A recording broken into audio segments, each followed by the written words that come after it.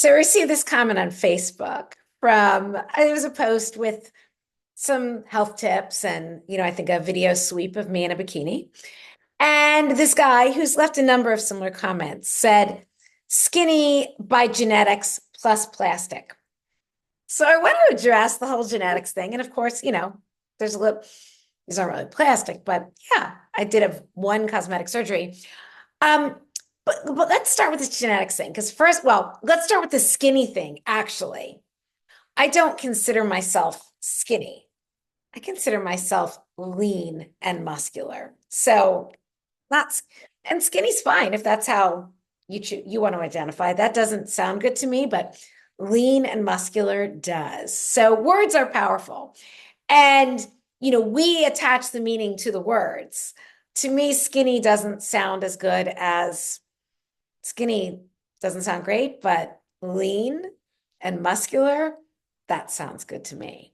So that's the vibe that I'm going with. So let's talk about this genetics thing. Because here's the thing, genetics absolutely play a role in our appearance and some other things. I mean, genetically, my eyes are brown. I was born with brown eyes. I've heard of eyes, slightly changing color over people's lives. I mean, due to some various factors, but there's not much you're going to change due to change this. I have really very dark brown eyes. Um, Genetically, I am small boned. My wrists are tiny. Like I can wrap, you know, my thumb like overlaps my middle finger. So that's kind of at the widest part of my wrist. So yes, I'm small boned.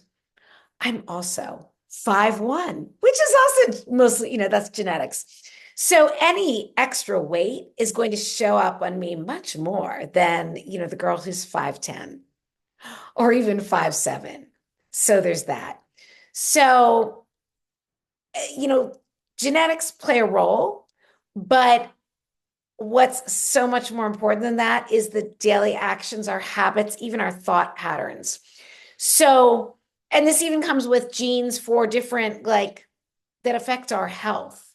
So there's a whole science called epigenetics that explains how we are born, we have these genes. That's how we're born. But then it's a matter of, are they going to be expressed or not? And so many different things have an impact, including, our daily choices, our actions, the food we eat, the environment we live in, the people we surround ourselves with, literally the thoughts that we think habitually affect how our genes are expressed. So that's a whole other topic. But, even with these, say, small bones that I have, and you might say, oh, you're naturally skinny. I'm 58, I'm 5 years postmenopause. So even if my genetics, say, helped me stay lean over the years, at this stage in life, there are many women that have been lean or, skinny their whole lives and suddenly get the pooch, all of those things. I decided that I was going to tell a different story.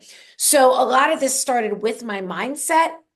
Years ago, when I was in my 30s, a friend of mine who was a year or two older turned 40 and said she wasn't going to wear short shorts anymore. Well, I'm 40 now. I can't wear this stuff.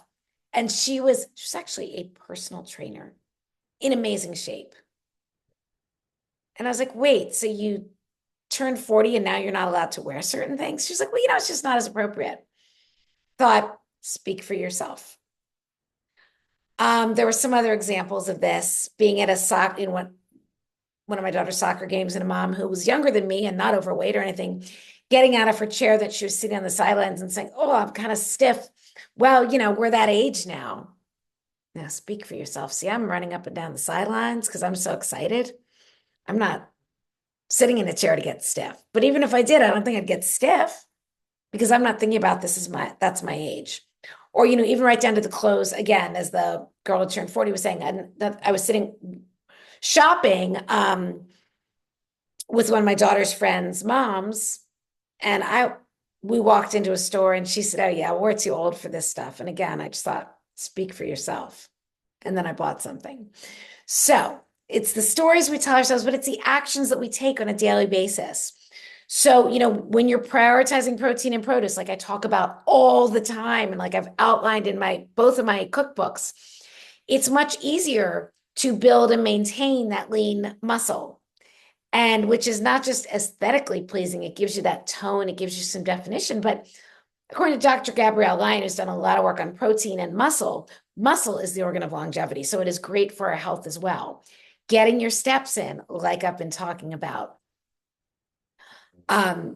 helps to burn fat, keep us in shape without injury, walk up hills, and you are going to build a better booty. And that has really worked for me. So again, it's these daily actions that you take, the daily decisions that affect, yeah, genetics do play a role, but the stuff we do on a day-to-day basis makes much more of a difference. I could have these genetics and be eating differently and not moving the way I'm moving and thinking some different thoughts.